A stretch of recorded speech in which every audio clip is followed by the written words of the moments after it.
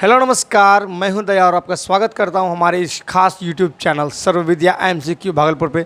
दोस्तों, आज के वीडियो में हम लोग जो है इस्लाम धर्म को देखने वाले हैं।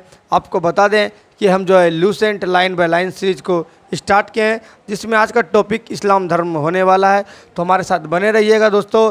और ये सीरीज जो है स्पेशल बिहार पुलिस, बिहार दरोगा, साथ साथ में RPF कांस्टेबल के लिए भी, जिसमें GK GS जो है महत्वपूर्ण है, उनको लेकर स्टार्ट किए हैं। तो चलिए दोस्तों स्टार्ट करते हैं। आज का टॉपिक हमारा इस्लाम धर्म है।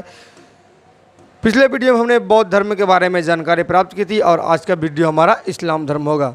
तो फर्स्ट पॉइंट है इस्लाम धर्म के संस्थापक। जिस तरह से कोई भी धर्म पढ़ते हैं तो उसका संस्थापक के बारे में पढ़ते हैं। तो इस्लाम धर्म का संस्थापक हज़रत मोहम्मद साहब थे। कौन थे? हज़रत मोहम्मद साहब। इस्लाम धर्म का संस्थापक कौन थे? हज़रत मोहम्मद साहब थे। कौन थे दोस्तों? हज़रत मोहम्मद साहब थे। हज़रत मोहम्मद साहब का जन्म जो है 570 ईस्वी में मक्का, कहाँ पर साथियों? तो 570 ईस्वी में मक्का में जो है प्रमुख कुरैश कबीला था, वहीं पर हुआ था। कहाँ पर? तो मक्का में प्रमुख कुरैश कबीला है, वहीं पर जो है ये हज़रत मोहम्मद साहब का जन्म हुआ था। कब? तो 570 ईस्वी में। याद रखना है कब हुआ था? तो 570 ईस्वी में इसका जो है जन्म हुआ था साथियों, ये आपको याद रखना है।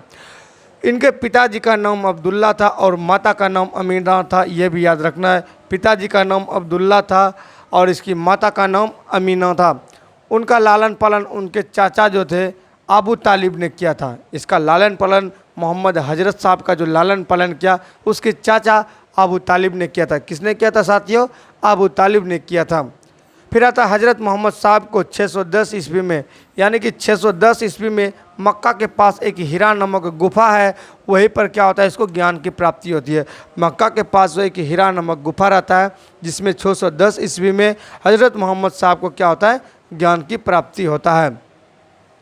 अगला है 24 सितंबर 622 ईस्वी को पैगंबर के मक्का से मदीना की यात्रा जब ये करते हैं तो उसको क्या कहते हैं? इस्लाम जगत में मुस्लिम सम्मत या फिर हिजरी सम्मत के नाम से जाना जाता है। यानी कि 24 सितंबर 622 ईस्वी को पैगंबर के मक्का से कहाँ की यात्रा की? मदीना की यात्रा किया। और इस्लाम जगत में या फिर मुस्लिम सम्मत या फिर इसको हिजरी सम्मत के नाम से जाना जाता है। उसके बाद आता है इसकी शादी होता है। तो मोहम्मद की शादी जो है 25 वर्ष की अवस्था में जो है कब हो जाता है? 25 वर्ष की अवस्था में खादीजा नामक विधवा के साथ हो जाता है। शादी होता है किससे? खादीजा नामक विधवा से होता है, ये आपको याद रखना है। हज़रत मोहम्मद साहब का जो है शादी होता है 25 वर्ष की अवस्था में। किसके साथ? तो खादीजा नामक विधवा होती है, उसी के साथ होता है। मोहम्मद की पुत्री भी होती है जिसका नाम होता है फातिमा, एवं दामाद जो होता है, यानी कि फातिमा का शादी अली से होता है। किससे होता है? मोहम्मद साहब का जो दामाद अली बनता है और फातिमा का हस्बैंड बनता है। देवदूत जिब्रियल के, ये क्या कहा है? देवदूत जिब्रियल ने पैगंबर मोहम्मद साहब को कुरान अरबी भाषा में संप्रेषित किया। किस भाषा में किया था? अरबी भाषा में। क्वेश्चन बनता है किसने जो पैगंबर मोहम्मद साहब को कुरान जो अरबी भाषा में संप्रेषित किया? तो देवदूत जिब्रियल ने। या फिर देवदूत जिब्रियल ने किस भाषा में जो है कुरान को संप्रेषित किया है? तो अरबी भाषा में। याद रखना है, ये दोनों क्वेश्चन उलटफेर हो सकता है। फिर आता है कुरान इस्लाम धर्म का पवित्र ग्रंथ है। ये इम्पोर्टेंट है कि जो इस्लाम धर्म का पवित्र ग्रंथ क्या है, तो ये आपका कुरान जो है इस्लाम धर्म का पवित्र ग्रंथ है, ये याद रखना है। ये पवित्र ग्रंथ में जो 114 अध्याय, कितना अध्याय साथियों? तो 114 अध्याय है और इसमें जो है 6360 पद है। कितना पद है? 6360 पद है। 114 अध्याय में ये बटा हुआ है। पैगंबर मोहम्मद साहब ने कुरान की शिक्षाओं का उपदेश दिया है। तो पैगंबर मोहम्मद साहब ने क्या था? कुरान में जो है शिक्षाओं का उपदेश दिया है। हज़रत मोहम्मद साहब की मृत्यु, ये मृत्यु का डेट भी याद रखना है। तो 8 जून 632 ईस्वी। कब हुआ था साथियों? तो 8 जून 632 ईस्वी को इसकी मृत्यु हो गई थी और इन्हें मदीना में दफनाया गया। कहाँ पर दफनाया गया? तो मदीना में इसको दफनाया गया। इसकी मृत्यु 632 ईस्वी में हो जाती है और इसको कहाँ पर दफनाया जाता है? मदीना में दफनाया जाता है। अगला है मोहम्मद साहब की मृत्यु के बाद जो है इस्लाम सुन्नी तथा शिया नामक दो पंथ में विभाजित हो गया। और ये भी धर्म क्या होता है साथियों? दो भाग में विभाजित हो जाता है। जैसे कि जैन धर्म को आपने देखा था श्वेतांबर और दिगंबर में विभाजित हो गया था, हीनयान और महायान में बौद्ध धर्म विभाजित हो गया था। उसी तरह से ये शिया और सुन्नी में दो पंथ में विभाजित हो जाता है। शिया उनको कहते हैं जो कि सुन्ना में विश्वास करते हैं, जो कि सुन्ना में विश्वास करते हैं, उसको सुन्नी कहा जाता था। सुन्ना पैगंबर मोहम्मद साहब के कथनों तथा कार्यों का विवरण है। क्या है? तो यह क्या करते हैं? साहब के कथनों तथा कार्यों का विवरण है। कौन? तो सुन्ना पैगंबर मोहम्मद साहब के सुन्ना है। ठीक है। शिया जो है, शिया अली की शिक्षाओं में विश्वास करते थे। शिया जो अली के द्वारा शिक्षा दिया गया है, इन्हीं पर विश्वास करते थे तथा उसे मोहम्मद साहब का न्याय सम्मत उत्तराधिकारी मानते थे। ये अली कौन है? वही उसका दामाद जी है। तो अली मोहम्मद साहब के दामाद थे। ये आपको अभी पहले भी, जो कि फातिमा जो है उसकी पुत्री का नाम क्या था? फातिमा। फातिमा से शादी होता है अली का और वह दामाद होता है। ठीक है। अली की 661 ईस्वी में हत्या कर दी गई। अली का भी जो क्या कर देता है?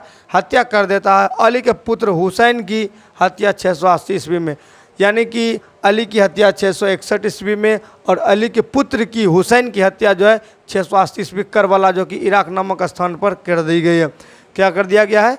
इसका भी हत्या, अली के पुत्र के भी हत्या हुसैन का जो है 680 ईस्वी में कहाँ पर? करबला में कर दिया गया। कहाँ पर?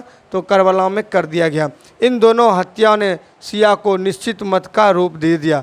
किसका रूप दे दिया? इन दोनों को हत्याओं ने शिया को निश्चित मत का रूप दे दिया। पैगंबर मोहम्मद साहब के उत्तराधिकारी खलीफा कहलाए, यानी कि इसका जो उत्तराधिकारी होता था उसको क्या बोलते थे? खलीफा। और ये इस्लाम जगत में खलीफा पद जो 1924 तक रहा, यह जब कोई उस पर उत्तराधिकारी होता था उसको खलीफा कहते थे। और ये जो है 1924 तक रहा था इस्लाम जगत में। फिर 1924 में जो है इसे तुर्की शासक मुस्तफ़ा कमाल पाशा ने समाप्त कर दिया। एक तुर्की शासक था, उन्होंने क्या कर दिया? इस खलीफा पद को 1924 ईस्वी में द एंड कर दिया, समाप्त कर दिया। फिर आगे आता है साथियों, इब्न इसाक ने क्या किया? इब्न इसाक ने सर्वप्रथम पैगंबर मोहम्मद साहब का जीवन चरित्र लिखा। तो ये क्वेश्चन बनता है, सबसे पहले पैगंबर मोहम्मद साहब का जीवन चरित्र किसने लिखा? तो इब्न इसाक है, जो कि पैगंबर मोहम्मद साहब का जीवन चरित्र को सर्वप्रथम लिखा था। मोहम्मद साहब पैगंबर के जन्मदिन पर एक पर्व मनाया जाता है जिसका नाम क्या है साथियों? ईद ए मिलाद उन नबी। याद रखना है, पैगंबर मोहम्मद साहब के जन्मदिन पर एक पर्व मनाया जाता है जिसका क्या नाम है? ईद ए मिलाद उन नबी। ये जो है भारत में सर्वप्रथम इस्लाम का आगमन होता है। भारत में जब कैसे होता है? तो भारत में जो है अरबों के जरिए होता है। जब 712 ईस्वी में क्या करता है? आक्रमण करता है मोहम्मद बिन कासिम ने। आपको पता होगा सिंध जीत लिया था और सबसे पहले भारत पर इसी भाग में इस्लाम एक महत्वपूर्ण धर्म बना था। सिंध पर जीत लिया था 712 ईस्वी में अरबों के द्वारा, मोहम्मद बिन कासिम के द्वारा जो है यहाँ पर आक्रमण हुआ था। नोट में देखते हैं, नमाज के दौरान मुसलमान मक्का की तरफ मुँह करके उस खड़े होते हैं। उस भारत से जो है मक्का पश्चिम की ओर पड़ता है, इसीलिए जो है मक्का की ओर जो दिशा करके वो लोग जो है क्या बोलते हैं? नमाज पढ़ते हैं। और उस दिशा को क्या बोलते हैं? किबला बोलते हैं। क्या बोलते हैं? किबला बोलते हैं। इस तरह से हमने जो है इस्लाम धर्म के बारे में जानकारी प्राप्त की। इनसे जितने सारे क्वेश्चन बन सकते थे हमने डिस्कशन किया। एक छोटा सा आता है टॉपिक है जो कि ईसाई धर्म से, इसी वीडियो में इसको भी हम पूरा कर लेंगे। तो कहीं जाइएगा मत, सब्र करिए, इंतज़ार करिए। तो चलिए ईसाई धर्म को भी देख लेते हैं। ईसाई धर्म में कुछ ज़्यादा खास नहीं है, इसमें फटाफट से आपको याद भी हो जाएगा। ईसाई धर्म का संस्थापक, हर धर्म की भांति इसमें संस्थापक पहले देखेंगे ईसा मसीह है। इसका प्रमुख ग्रंथ क्या है? बाइबल है। ईसा मसीह धर्म का संस्थापक है, उसका प्रमुख ग्रंथ क्या है? बाइबल है। ईसा मसीह का जन्म जो जेरूशलेम के निकट बेथलेहम नामक स्थान पर होता है।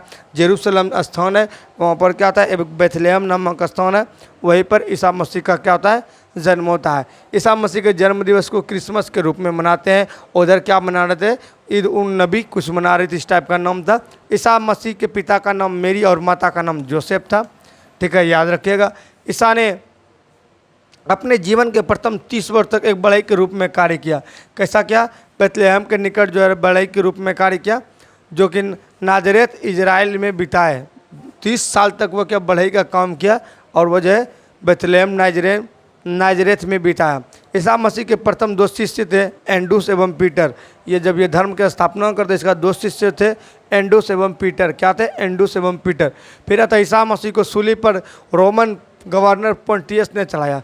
इसको आप लोग देखे होंगे फोटो, किस तरह से है और इसको जो है कांटी मार दिया है। ईसा मसीह को जो है कांटी से ठोक दिया, उसको सूली पर चढ़ा दिया। यानी कि किसने चढ़ाया? यही गवर्नर पोंटियस ने चढ़ाया था। रोम का गवर्नर पोंटियस था, ये चढ़ा दिया था। ठीक है। ईसा मसीह को 33 ईस्वी में सूली पर चढ़ाया था। कब चढ़ाया था? 33 ईस्वी में सूली पर चढ़ाया था। ईसाई धर्म का सबसे पवित्र चिन्ह जो क्रॉस होता है, क्या होता है? क्रॉस होता है। आप लोग देखिएगा कि ईसाई धर्म का लोग जो है इसको पहनता है क्रॉस का चिन्ह। ईसाई त्रित्व में विश्वास रखते हैं। वो ईश्वर पिता, ईश्वर पुत्र और ईसा ईश्वर पवित्र आत्मा, इसमें तीनों चीज़ में ये विश्वास रखते हैं।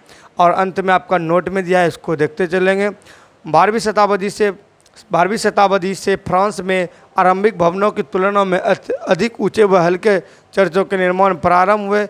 वास्तुकला की यह शैली गोथिक नाम से जानी गई और इस वास्तुकलात्मक शैली के सर्वोच्च उदाहरण जो है एक पेरिस का नोट्रे-डेम चर्च है। कौन? नोट्रे-डेम चर्च है। यह क्या होता है? तो जो है 12वीं शताब्दी में एक ऐसा घटना होता है जिसमें क्या करता है को महल भवनों की तुलना में भी ऊंचे और हल्के चर्च का निर्माण होने लगता है। और ये कला जो होता है गोथिक के नाम से जाना जाता है, जिसको शैली बोलते हैं। शैली को गोथिक शैली के नाम से जानता है। और सबसे जो बढ़िया उदाहरण जो है वो पेरिस का जो है नोट्रे-डेम चर्च है। ये आपको याद रखना है। और आज का वीडियो यहीं पर एंड होता है।